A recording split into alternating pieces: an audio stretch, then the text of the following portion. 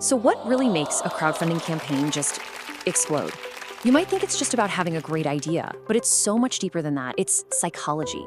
Today, we're going to get right into the minds of the crowd to uncover the hidden triggers that turn someone just browsing into a totally committed backer. Let's get into it. I mean, really think about it. It's a fascinating question, right? You're scrolling online, you see a product that's maybe just a prototype, an idea, and you decide to pull out your credit card. What is happening in that moment?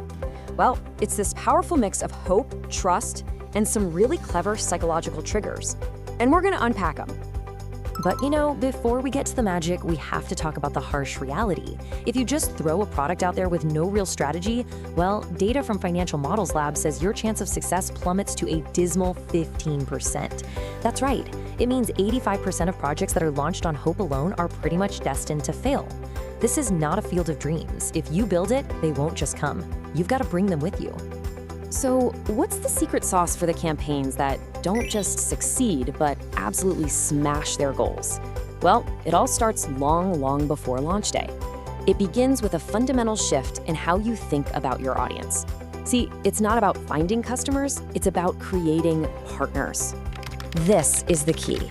We call it the identity shift. It's the process of turning a passive follower into someone who feels psychologically invested in your project. They literally stop seeing themselves as just a potential buyer, and they start seeing themselves as a founding member of the team. They feel a real sense of ownership. And this requires a total change in mindset. The whole pre-launch phase, it's not a sales pitch, it's a community-building exercise. You're not just trying to market a product, you're inviting people to join a movement, to be a part of the story right from page one. Okay, so how do you do it? One of the most powerful tools out there for making this shift happen is called the reservation funnel. It's a super simple 3-step process.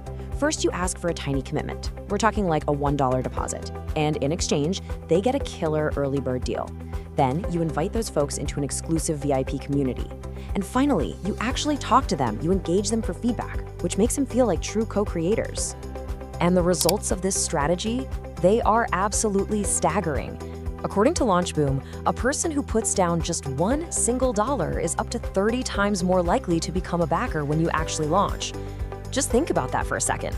That tiny little act of commitment completely reframes their entire relationship with your project. It's no longer something they're just watching from the sidelines, it's something they've already invested in. And this quote from Aaron Radcliffe, the creator of the super successful Firo backpack campaign, just nails it. He said by the time they launched, his community wasn't just a bunch of backers. No, they were evangelists. They felt like they had helped build it. And that right there, that is the identity shift in action. Okay, so that community of co-creators you've built, they're not just there for moral support. On launch day, they become the fuel for this powerful psychological engine that just ignites the entire campaign. And that engine runs on something called social proof. It's basically our brain's little shortcut. When we're not sure what to do, we just look at what everyone else is doing and we assume, hey, that must be the right choice. On a crowded platform like Kickstarter, when you see a project that already has a ton of backers, it just makes you feel safe, like you're betting on a sure winner. Exactly. That huge wave of funding you get in the first day or two, it's more than just money in the bank. It's like this massive, flashing neon sign to every new person who visits the page. It screams, hey, look over here, this is the project everyone is freaking out about. It instantly lowers the perceived risk and builds trust.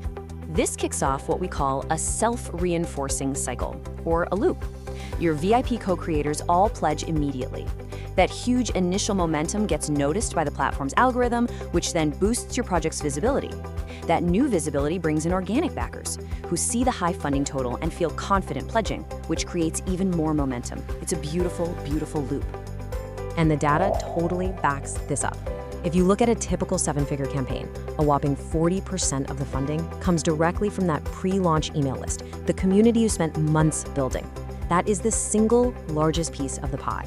It proves that the work you do before you launch is what really determines your success. And when you look at the performance benchmarks, the story gets even clearer.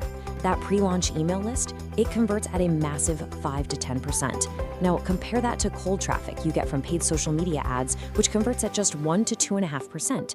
Your community isn't just a source of funds. It is by far your most efficient one.